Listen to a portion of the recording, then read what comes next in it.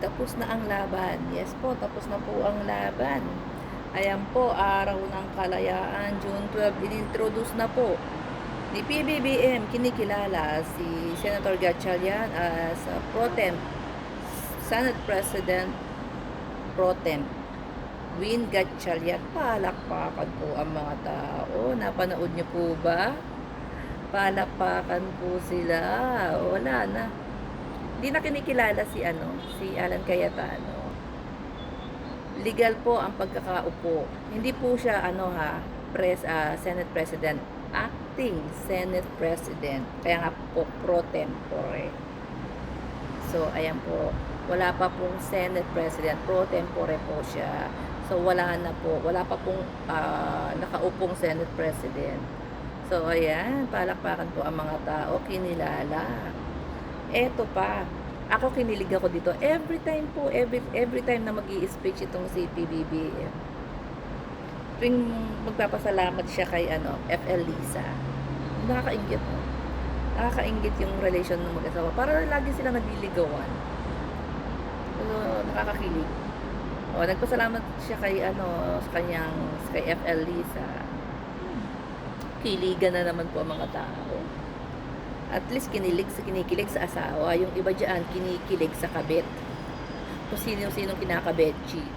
May babae, may lalaki, may basketballista, may security guard, diba? May tomboy na military.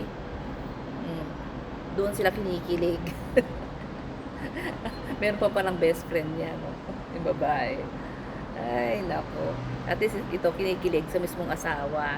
Po ang balita. Harinawa po matapos po ang June 12 is mapayapa po matapos ang araw ng kalayaan. Naging malaya po tayo.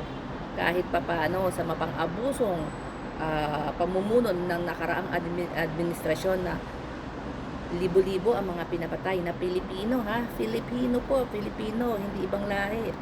O, libo-libong Filipino, umabot po ng 30,000. Yung registered, yung mga hindi na rehistro, di ba?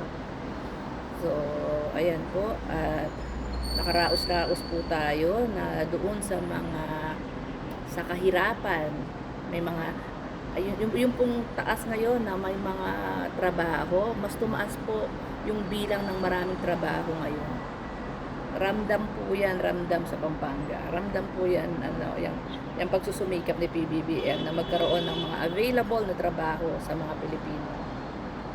Huwag lamang pong tamad-tamad, huwag lamang pong choosy. Diba? Para makaraos sa buhay, makasurvive sa buhay. Then, pag nagkaroon ng opportunity, go! Ibang bansa, ganun po yan. Ganun po ang laban ng buhay. Hindi lamang sa Pilipinas mahirap ang buhay, kahit po dito. Kahit sa ibang bansa po, hindi po kami sitting pretty. Mahirap po ang buhay dito. Kapag po nawalan ka ng trabaho dito, Mariose Marimar. Oh. Maghahanap ka at hindi rin po naman ganun kadali maghanap ng trabaho. Tapos, every month, kailangan mo magbayad ng bahay, ng pagkain, ng transport. Mahirap, lalo na kung wala kang kasamang pamilya na aantabay sa'yo.